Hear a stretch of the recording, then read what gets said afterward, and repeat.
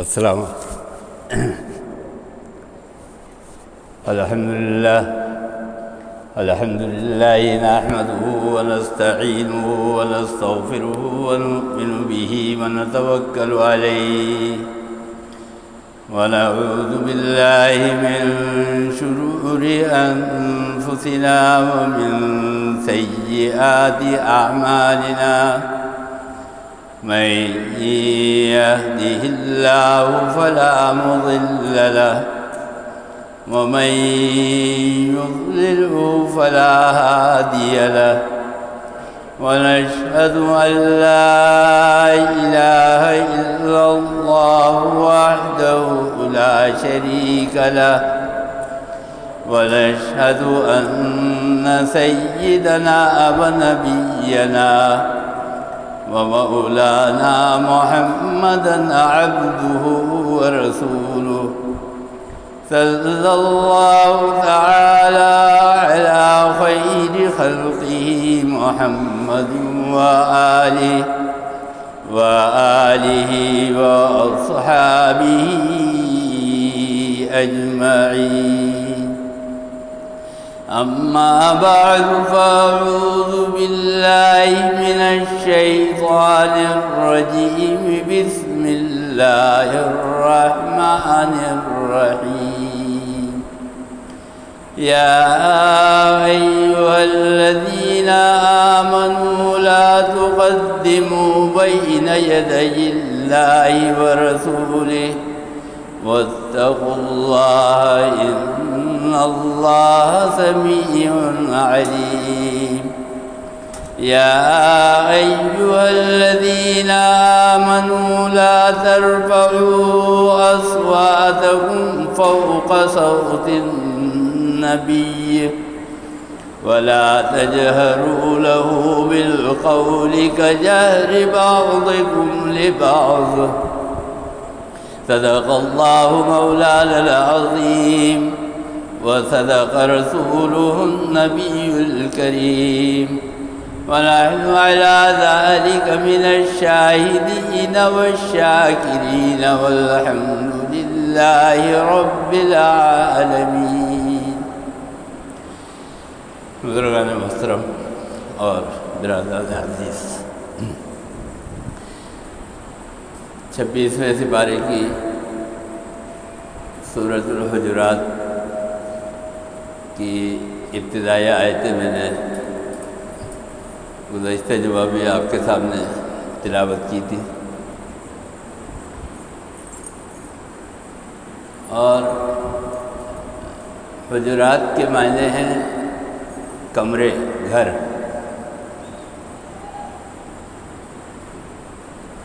لیکن اس سے پہلے کہ میں اس کے بارے میں کچھ عرض کروں، میں یہ بتانا ضروری سمجھتا ہوں کہ اس سورت کا مضمون کیا ہے،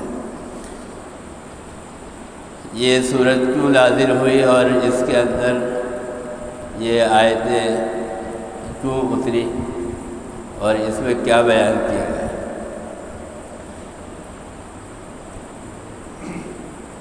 اس سورت کا مضمون جو ہے وہ آداب سے متعلق ہے، اور میں نے گزشتہ جمعہ بھی عرض کیا تھا کہ اگر ادب نہیں ہے آپ کا تو پھر آپ کے پاس علم نہیں ہے، اور اگر آپ کے پاس علم نہیں ہے تو پھر آپ کے پاس عمل بھی نہیں آ سکتا،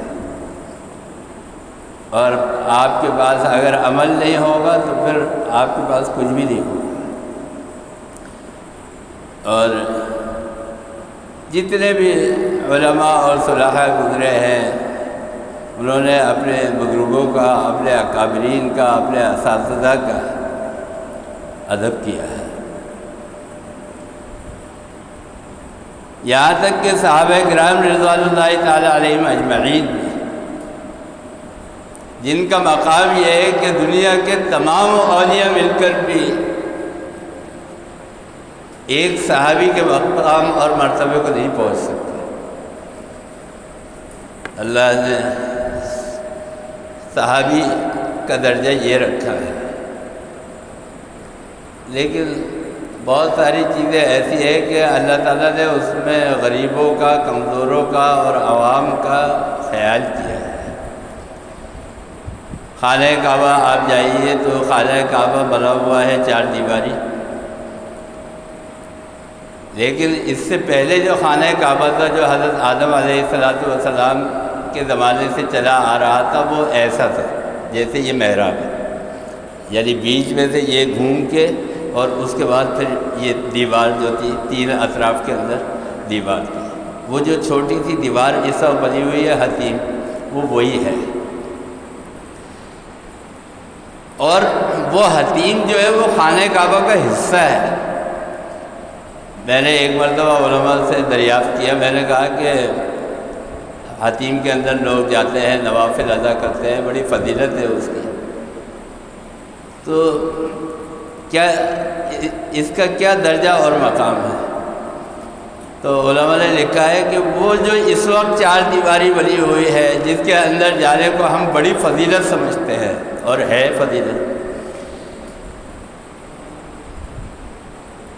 عام آدمی اس وقت صورتحال یہ ہے کہ اس کے اندر داخل نہیں ہو سکتا، اس میں اولیاء اللہ، علماء اور جو سلاطین اور بادشاہ ہیں وہی جا سکتے ہیں، اس وقت دروازہ انہی کے لیے کھل سکتا ہے۔ اچھا اب کیا کریں؟ اب عام آدمی کیسے جائے؟ اچھا اللہ کی قدرت ہے، ایک صاحب فوج میں تھے، ان سے میری ملاقات ہوئی تو انہوں نے اپنا واقعہ سنایا۔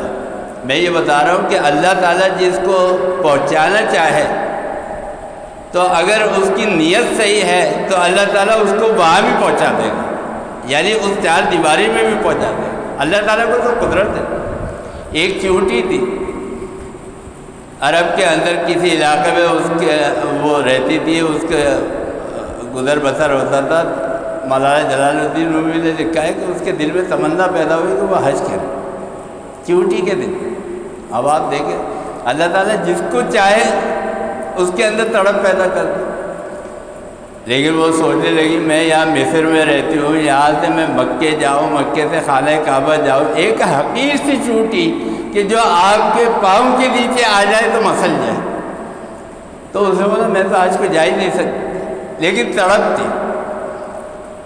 اچھا جب ہم گئے خانہ کعبہ میں 2017 کے اندر تو ہم نے دیکھا خانہ کعبہ کے پاس ایک جگہ ہے، وہاں پہ لوگ کبوتروں کو دانا ڈالتے ہیں، اور وہ خاص حرم کے کبوتر ہیں، وہ وہاں پہ آتے ہیں اور آ کے وہاں پہ دانا چگتے ہیں اور وہیں رہتے ہیں اور حرم کے اوپر منڈلاتے رہتے ہیں۔ اکثر آپ نے دیکھا بھی ہوگا ویڈیو کے اندر خانہ کعبہ کے، وہ حرم کے اندر ہی رہتے ہیں۔ ایک کبوتر جو تھا حرم کا وہ وہاں گیا ہوا تھا، حرم سے باہر اس علاقے میں جہاں چیونٹی تھی، اللہ تعالیٰ نے اس کو حکم دیا کہ تم نیچے اتر جا، وہیں اتر جا۔ وہ چیونٹی جہاں تھی اس کو کہا کبوتر کو تو یہاں میں اتر جا، اب یہ واپس جا رہا ہے، حرم جانا تھا اس کو۔ چیونٹی کے دل میں ڈالا کہ تو اس کے پاؤں میں لپٹ جا، پاؤں کے اوپر چڑھ جا، وہ اس کے پاؤں کے اوپر چڑھ گئی چیونٹی، اور حرم سے کہا کہ اب تو چل حرم کی طرف، اور اس کو لے جا کے حرم میں چھوڑ دے، اور زمانہ ہے حج کے۔ میں یہ بتا رہا ہوں نیت اگر سچی ہو تو پھر اللہ تعالیٰ جو ہے حرم میں پہنچا دیتا۔ فرمایا کہ بود مورے حوث داش کے در کعبہ رسد، بود مورے حوث داش کے در کعبہ رسد، دست پر پائے کبوتر زد و ناگاہ رسید۔ جب کبوتر جو ہے وہ چیونٹی کو پہنچا سکتا ہے تو پھر اللہ تعالیٰ ہمیں کیوں نہیں پہنچا سکتا؟ میں یہ بتا رہا ہوں وہ جو عربی کے اندر تھے ان صاحب نے اپنا واقعہ سنایا کہ ایک دفعہ میں حرم میں گیا ہوا تھا عمرے کے لیے، تو ایک دم وہاں پہ کوئی بادشاہ کا وزٹ ہوا VIP، اور وہاں پہ وہ سیڑھی لگائی گئی خانہ کعبہ کے اوپر، اور وہ وہاں سے وہ جاتے ہیں، پھر سیڑھی لگا کے خانہ کعبہ کا دروازہ کھلتا ہے، اور پھر جو گورنر وغیرہ ہیں مکے کے وہ وہاں پہ جاتے ہیں، ان کے ساتھ وہ مہمان صدر وغیرہ جو ہے وہ خانہ کعبہ کے اندر حرم جا رہے ہیں۔ اچھا رش بہت ہوتا ہے، لاکھوں کا مجمع ہوتا ہے، آپ کو پتہ ہے حرم کے اندر تو ہر وقت رش ہوتا ہے۔ کہنے لگے اب میں بیتاب کہ میں بھی اندر چلے جاؤں، لیکن آپ کو پتہ ہے پبلک کو تو وہ دور رکھتے ہیں۔ مجمع زیادہ تھا، زیادہ فاصلہ نہیں تھا، آرمی کے اندر کام کیے ہوئے تھے، چھلانگ لگانے ان کو آتی تھی، انہوں نے چھلانگ لگایا اور وہ وہاں جو آگے کے VIP پروٹوکول کے فوجی تھے ان کے کندھے پہ چڑھے اور ایک دوسرے کے کندھے پہ سے ہوتے ہوئے وہ اندر پہنچ گئے، اللہ نے پہنچا دیا۔ میں یہ بتا رہا ہوں کہ قدرت دیکھیں، ایک عام آدمی جس کو اندر جانے کی پرمیشن نہیں ہے، اللہ تعالیٰ جو ہے جب پہنچانا چاہتا ہے تو اس کو کس طرح پہنچاتا ہے۔ انہوں نے اپنا سچا واقعہ بتایا کہ میں وہاں پہ پہنچ گیا اور الحمدللہ فوجیوں کی آنکھوں میں پردے پڑ گئے، کسی نے نہ باہر نکالا نہ روکا۔ یہ ہے تو میں یہ بتا رہا ہوں، کل میں ایک جگہ گیا ہوتا ایک عالم کے یہاں، تو انہوں نے مجھ سے پوچھا کہ تصوف کس کو کہتے ہیں؟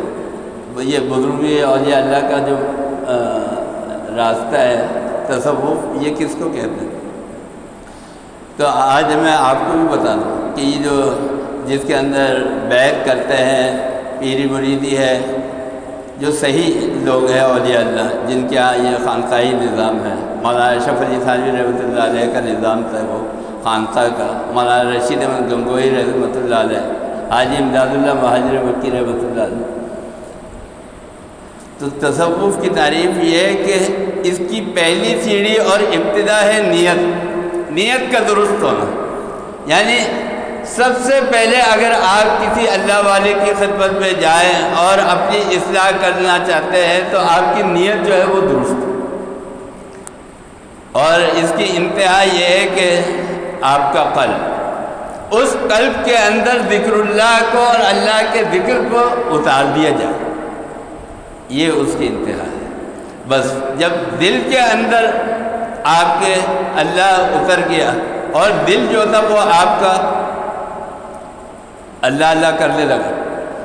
حضرت مولانا اشرف علی تھانوی رحمۃ اللہ علیہ کے لاہور میں خلیفہ تھے امرتسر کے مولانا احمد حسن صاحب رحمۃ اللہ علیہ، تو ان کو شوگر ہو گئی تھی، تو ڈاکٹر نے بولا یہ آپ کی ٹانگ جو ہے وہ کاٹی جائے گی، آپریشن ہوگا۔ تو انہوں نے بولا اگر نہیں کٹوائے گے آپ تو پورا جسم خراب ہو جائے گا، زخم بڑھتا جائے گا، پھیلتا جائے گا، پورا جسم آپ کا خراب ہو جائے گا۔ آخر میں موت، تیار ہو گئے۔ اچھا، ہمارے یہاں بزرگوں نے ایسی ایسی مثالیں قائم کی ہیں۔ ایک بزرگ تھے، ان کی آنکھ کا آپریشن، ڈاکٹر نے بولا آنکھ کا آپریشن ہوگا، بینائی ختم ہو گئی، تو انہوں نے بولا کیا ہوگا؟ اس زمانے میں اتنا آسان نہیں تھا آپریشن جتنا اب ہے، ایک مہینے احتیاط بتاتے تھے، جھکو نہیں اور نہاؤ نہیں اور بہت ساری احتیاط۔ تو انہوں نے بولا آپ سجدہ نہیں کر سکتے، نماز آپ جو ہے لیٹے لیٹے پڑھیں گے، آپ سجدہ نہیں کر سکتے، رکوع نہیں کر سکتے، آنکھوں کو سر کو جھکانا نہیں ہے۔ انہوں نے بولا میں ایسا آپریشن کراتا ہی۔ میں یہ بتا رہا ہوں اس زمانے میں لوگوں کی کیا کیفیت تھی اور کیا دین کے ساتھ۔ انہوں نے بولا اگر سجدہ نہیں کر سکتا تو مجھے ایسی بینائی چاہیے ہی نہیں۔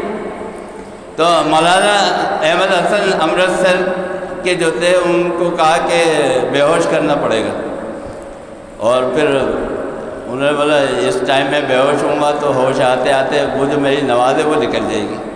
انہوں نے بولا نہیں بے ہوش نہیں کرے آپ۔ انہوں نے بولا ڈاکٹر صاحب نے کہا مولانا یہ تو آپریشن ہو نہیں سکتا، اتنے تکلیف کا مرحلہ ہوتا ہے، بغیر بے ہوش کیے تو آپریشن نہیں ہو سکتا۔ انہوں نے بولا اچھا تم آپریشن کرو۔ انہوں نے بولا کیسے کریں؟ انہوں نے بولا ایسے ہی کرو، ہوش میں کرو۔ انہوں نے جو تھا وہ اب ڈاکٹر صاحب نے پہلے تو بہت مزاحمت کی، منع کیا، عادت نہیں ہوتا۔ انہوں نے بولا کریں آپ، میں کہہ رہا ہوں۔ ادھر انہوں نے آپریشن اسٹارٹ کیا، ادھر انہوں نے اللہ اللہ کہنا اسٹارٹ کر دیا مولانا احمد امرتسری نے، اور وہ اللہ اللہ چل رہا ہے، اور زبان نہیں بلکہ دل، ان کا دل سے آواز آ رہی ہے اللہ اللہ۔ یہ جو اللہ والے ذکر کرتے ہیں یہ ان کا دل جو ہے وہ ذکر کرتا ہے۔ تو انہوں نے جو تھا وہ اللہ اللہ کا ذکر کرنا شروع کر دیا۔ بھائی وہ 2-2.5 گھنٹے میں جتنا بھی وقت لگا، 4 گھنٹے میں وہ اللہ اللہ کرتے رہے، وہ ڈاکٹر آپریشن کرتے رہے، اور ان کو سوئی کے برابر تکلیف تھی۔ میں یہ بتا رہا ہوں یہ ہے دین آتا ہے اس سے. ہمارے حکیم اختر صاحب تھے، وہ فرمایا کرتے تھے کہ نہ کتابوں سے، نہ بازوں سے، نہ زر سے پیدا، نہ کتابوں سے، نہ بازوں سے، نہ زر سے پیدا، دین ہوتا ہے بزرگوں کی نظر سے پیدا. بہت سارے لوگ مجھ سے پوچھتے ہیں کہ آپ عالم ہیں؟ میں نے بولا نہیں، عالم تو نہیں. کل بھی وہ مجھے کہتے ہیں آپ عالم ہیں، آپ بڑے احترام ہیں. میں نے بولا میں عالم ہوں. کہہ رہے یہ مت کہا کریں کہ میں عالم ہوں. کہہ رہے عالم وہ ہوتا ہے کہ جس کے پاس علم ہو. آپ کے پاس علم ہے، آپ نے بزرگوں کی صحبت سے علم حاصل کیا، آپ کے پاس علم ہے، آپ عالم ہیں. بہت سارے عالم ہیں، وہ عالم ہے، سند ان کے پاس ہے، وہ یہاں بیٹھا تو تقریر نہیں کر سکتے. یہ علم تھوڑی ہے. علم تو کہتے ہی اس کو ہے. حضرت تھانوی رحمۃ اللہ علیہ نے لکھا ہے عالم وہ ہے کہ جس کے علم سے نفع پہنچے. تو میں یہ بتا رہا تھا کہ علم آتا ہے ادب سے. صحابہ کرام رضوان اللہ تعالیٰ علیہ اجمعین کا معمول کیا تھا؟ وہ جب آتے تھے سرکار دو عالم صلی اللہ علیہ وسلم کی خدمت میں تو آ کے کہتے تھے یا رسول اللہ، جب بھی کوئی بات کرنی ہوتی تھی، بیٹھ جاؤ بھائی،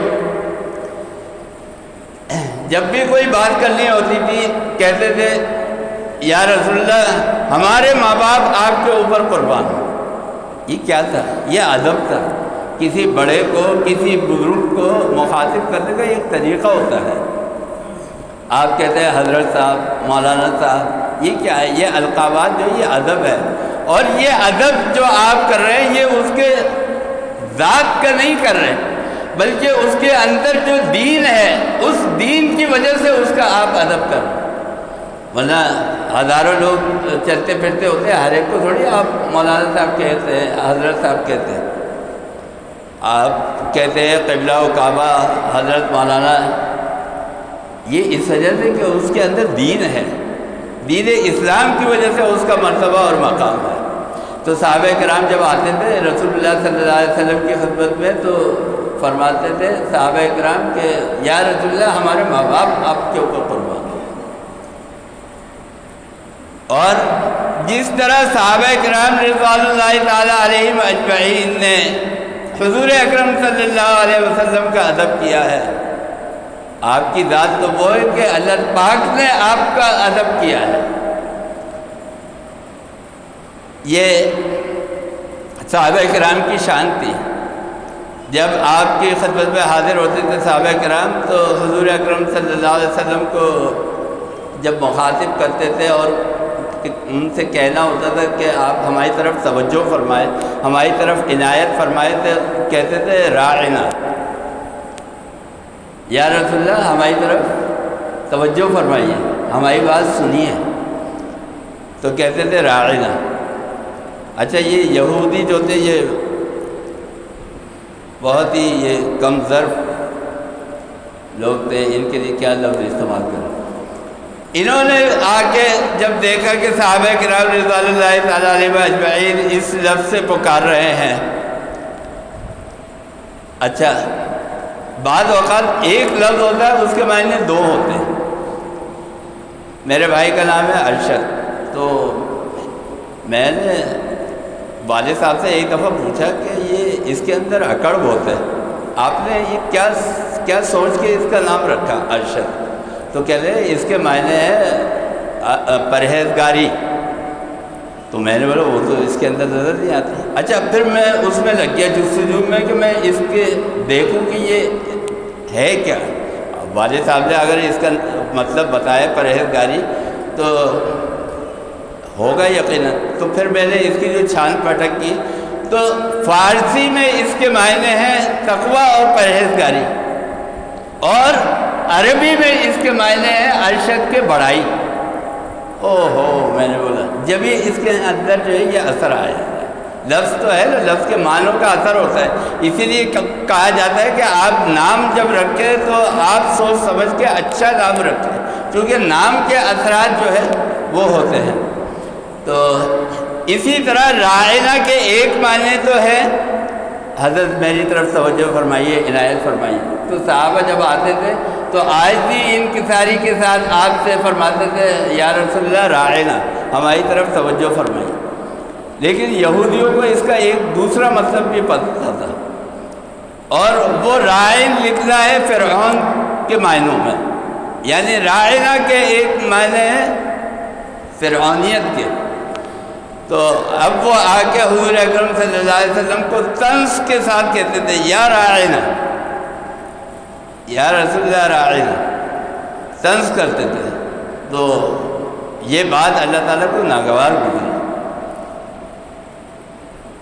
فوراً آیت نازل ہو گئی قرآن کریم، فرمایا کہ یا ایھا الذین آمنوا لا تقولوا راعنا وقولوا انظرنا واسمعوا، آج کے بعد سے تم راعنا نہیں کہنا۔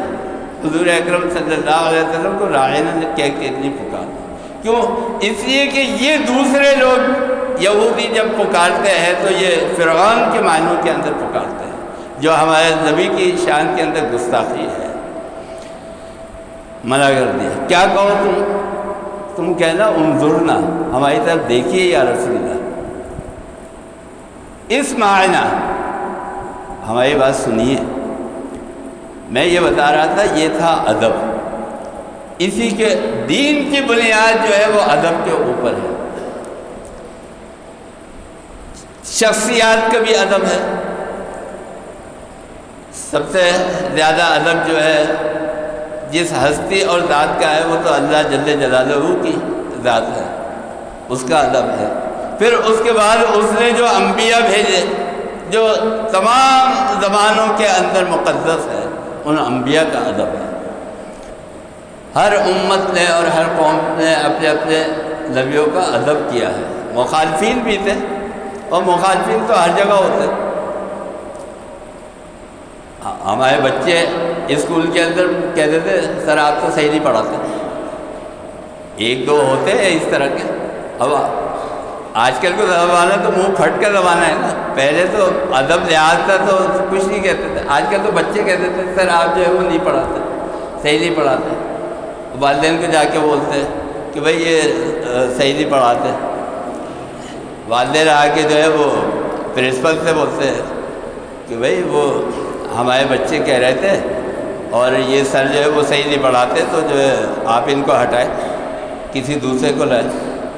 تو ہمارے پرنسپل نے بولا کہ ٹیچر کو تھوڑی ہٹایا جاتا ہے، اگر ایک دو بچے مطمئن نہیں ہیں یا وہ یہ سمجھ رہے ہیں کہ سر صحیح نہیں پڑھا رہے تو ٹیچر کو تھوڑی ہٹایا جاتا ہے۔ اگر آپ مطمئن نہیں ہیں آپ جا کے دوسرے اسکول میں داخلہ لیں۔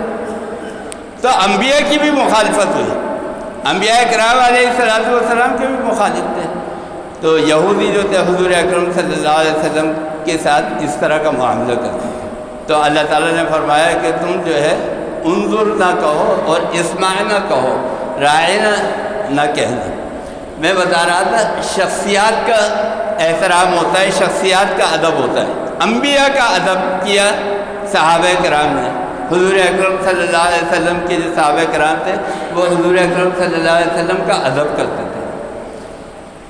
اسی طرح اس کے بعد جو ہے کتاب ہے، کتاب سب سے مقدس کتاب اور سب سے بابرکت کتاب جو ہے وہ قرآن کریم ہے۔ اس قرآن کریم کا ادب ہے، قرآن کریم کو نیچے نہ رکھو، قرآن کریم کی طرف جو ہے وہ پاؤں نہ کرو۔ اسی لیے جس وقت، اب تو کوئی پیمانہ ہی نہیں ہے، کوئی معیار ہی نہیں ہے، ہر دکان کے اوپر آپ کو چھوٹے سائز میں قرآن کریم مل جائے گا، جیب میں رکھ کے پھر رہے۔ اب وہ صحیح جگہ غلط جگہ ہر جگہ بس جیب میں ہے تو آپ تھوڑی احتیاط کر سکتے ہیں۔ جیسے موبائل ہے نا، آپ کتنی بھی احتیاط کر لیں کہیں نہ کہیں بج ہی جاتا ہے۔ یہ میں تو رکھتا ہی نہیں، اسی لیے خاص طور پہ جب مسجد میں آتا ہوں موبائل رکھتا ہی نہیں میں۔ بھائی احتیاط اس میں ہے، بجائے اس کے کہ ہم اس کو سائلنٹ پہ لگائے موبائل آف کر دیں، اس میں بھی ایک رسک ہے، کسی وقت بھول گئے، رکھو ہی نہیں اس کو، تو میں تو رکھتا ہی نہیں۔ تو اسی طرح قرآن کریم جب پاکٹ سائز میں آیا تو ہمارے علماء نے مخالفت کی اور اس کو کہا کہ جائز نہیں ہے یہ رکھنا۔ کیوں؟ اس لیے کہ کسی بھی وقت اس کی بے ادبی ہو سکتی ہے۔ پھر آپ جب قرآن کریم ایک چھوٹے سائز کے اندر آ جائے گا، ہے تو وہ قرآن کریم اس کا ادب ہے، لیکن پھر وہ آپ اس کو ایک کتاب کی طرح رکھیں گے، نکالیں گے، کہیں بھی کھڑے ہو جائیں گے، کسی بھی جگہ کے اوپر، یہ نہیں ہے۔ یہاں تک ہے، پہلے جو ٹیپ ریکارڈر ہوتا تھا، اب تو سی ڈی آ گئی۔ قرآن کریم جب آپ سن رہے ہو ٹیپ ریکارڈ کے اوپر یا ٹی وی کے اوپر، قرآن کریم جب سن رہے ہو اور آپ کو کسی جگہ رکنا ہے، آپ کو کوئی دوسرا کام درپیش آ گیا، تو علماء نے لکھا ہے یہ نہیں کہ قرآن کریم چل رہا ہے آپ اس کو بٹن دبایا روک دیا، نہیں، جب اس کی آیت مکمل ہو جائے، ادب یہ ہے جب اس کی آیت مکمل ہو جائے، اس آیت کے مکمل ہونے کے بعد اس کو آپ بند کریں، یہ اس کا ادب۔ مطلب ہم نے تو کھیل بنا لیا نا ہر چیز کو۔ قرآن کریم جو ہے، میں بتا رہا تھا جس طرح ذات کا احترام ہے اس کا ادب ہے، اسی طرح کتابوں کا ادب ہے۔ یہ کتاب ہے قرآن کریم، اس کا ادب ہے۔ اس سے پہلے جو آسمانی کتابیں تھیں، توریت، زبور، انجیل، اس کا ادب تھا۔ اس کے بعد یہاں تک کہ جگہ کا بھی ادب ہے۔ ایک جگہ ہے، یہاں پہ کھڑے ہو کے آپ مسجد میں بات نہیں کر سکتے، نہ کھڑے ہو کے بات کر سکتے، نہ بیٹھ کے بات کر سکتے، جائز نہیں ہے۔ کھانا پینا نہیں کر سکتے آپ مسجد کے اندر، الا یہ کہ اعتکاف کے اندر ہو۔ ہمارے کوئی ہے ہی نہیں پابندی، کھڑے ہو جائیں گے مسجد میں، کھڑے ہو کے صحن میں گپے لگا رہے، بھائی آپ کو بات کر رہے ہیں، آپ مسجد سے باہر جا کے کھڑے، یہ اللہ کا گھر ہے۔ ابھی میں پڑھ رہا تھا، مطالعہ کر رہا تھا کتاب کا، تو اس کے اندر لکھا ہوا تھا کہ جو آدمی مسجد کے اندر آتا ہے، وَأَنَّ الْمَسَاجِدَ لِلَّهِ فَلَا تَدْعُوا مَعَ اللَّهِ أَحَدًا، اس کی تفسیر میں علماء نے لکھا ہے کہ مساجد جو ہے یہ اللہ کا گھر ہے، اور اس میں آنے والا اللہ کا مہمان ہے، اور جو آدمی اس میں آتا ہے اللہ تعالیٰ اس کا اکرام کرتا ہے، جس طرح ہم لوگ مہمانوں کی عزت اور اکرام کرتے ہیں۔ پٹھانوں میں دیکھیے کتنا ہوتا ہے، کوئی مہمان پہنچ جائے تو بس پھر اس کو وہ کم سے کم 3 دفعہ تو چائے ضرور پلاتے ہیں۔ تو اکرام ایک عام مہمان کا بھی ہوتا ہے، اور جو اللہ کے گھر کا نمازی ہے، اللہ کا مہمان ہے، اس کا بھی اکرام ہے۔ تو ہم یہ تھوڑی ہے کہ بس ہمارے منہ اٹھایا اور کھڑے ہو گئے اور مسجد کے اندر باتیں کر رہے ہیں، نہیں، غلط ہے یہ۔ مسجد کا احترام ہے، اس کا ادب ہے، اور جو آدمی مسجد کا ادب اور احترام نہیں کرتا اس کی عبادت قبول نہیں ہے، اس لیے کہ اس نے اللہ تعالیٰ کے گھر کی شان کے خلاف کیا ہے، اس نے اللہ تعالیٰ کے گھر کی توہین کی ہے۔ آپ باہر کھڑے ہوئے کسی سے بات کر رہے ہیں، آپ نے جھوٹ بول دیا، علماء نے لکھا ہے ایک گناہ ہے۔ کوئی آدمی یہاں پر ہے، جیسے میں نے بتایا ویسے تو بات کرنا ہی منع ہے، لیکن اگر وہ کوئی مسجد سے متعلق بھی بات کر رہا ہے اور اسے جھوٹ بول دیا، فرمایا کہ یہ ایک گناہ نہیں ہے، اب یہ ڈبل گناہ ہے۔ کیوں؟ ایک اس نے برائی کی، گناہ کیا، جھوٹ بولا، اس کا عذاب، اور دوسرے اس نے مسجد کی توہین کی، گستاخی کی، اس کا عذاب۔ کھیل تھوڑی ہے، مذاق تھوڑی۔ میں یہ بتا رہا ہوں، ذات کا احترام ادب، کتاب کا احترام ادب، جگہ کا احترام ادب۔ ایک تو یہ مسجد ہے، اسی کا احترام ہے، پھر آپ مسجد نبوی میں پہنچ جائے اس کا احترام، مسجد اقصی چلے جائے اس کا احترام، مسجد حرام چلے جائے اس کا احترام۔ یہ سب اللہ کا گھر ہے۔ اللہ تعالیٰ نے یہاں تک کہ جو مساجد ہے وہ تو ہے ہی، اللہ تعالیٰ نے جو آیت نازل کی ہے، لا اقسم بہذا البلد، قسم کھائی ہے مکہ کے شہر کی، یعنی ایک تو ہے مسجد حرام کی جگہ، لیکن باقی جو مکہ ہے اس کی بھی قسم کھائی ہے، حرمت بیان کی ہے، احترام والی جگہ۔ اور کیا چاہیے آپ کو؟ تو جگہوں کا احترام ہے۔ میں یہ بتا رہا تھا دین آتا ہے ادب سے، احترام سے، اور اگر آپ کے اندر ادب اور احترام نہیں ہوگا تو بس پھر آپ کے اندر دین نہیں آئے گا۔ اللہ تعالیٰ نے فرمایا کہ اگر تم نے ادب نہیں کیا اور نبی کے آگے سبقت لے جانے کی کوشش کی، یا ایھا الذین آمنوا لا تقدموا بین یدی اللہ ورسولہ، تو پھر تمہارے اعمال جو ہے ایسے ضائع ہو جائیں گے کہ تم کو خبر بھی نہیں ہوگی۔ کیوں؟ اس کی وجہ یہ ہے کہ بعض اوقات آدمی کوئی کام کرتا ہے وہ سمجھ ہی نہیں رہا ہوتا کہ میں نے غلط کیا، برا کیا، تو وہ کر بیٹھتا ہے، اور بعض اوقات اس کو بار بار کرتا ہے، تو کیا ہوتا ہے اس گناہ کی وجہ سے اس کے اعمال جو ہے وہ ختم ہو جاتے ہیں۔ آخرت میں جائے گا، اللہ تعالیٰ پوچھے گی کہ بھائی تم کیا لے کر آئے؟ وہ کہے گا میں نے یہ کیا، میں نے یہ کیا۔ اللہ تعالیٰ کہے گا تم نے مسجد میں یہ کام کیا تھا، فلانے کی برائی کی تھی، سب ختم تمہارا، فنش، کچھ نہیں ہے آج تمہارے پاس۔ یہ ہے تو اللہ تعالیٰ فرما رہا ہے تمہیں خبر نہیں ہوگی، تمہارے اعمال ضائع ہو جائیں گے۔ اللہ تعالیٰ ہمیں اور آپ کو سب کو حضور اکرم صلی اللہ علیہ وسلم کی تعلیمات پر چلنے کی توفیق عطا فرما۔ اللہم ارنا الحق حقا وارزقنا اتباعہ وارنا الباطل باطلا وارزقنا اجتنابہ، وصلی اللہ تعالیٰ علی خیر خلقہ محمد وآلہ واصحابہ اجمعین۔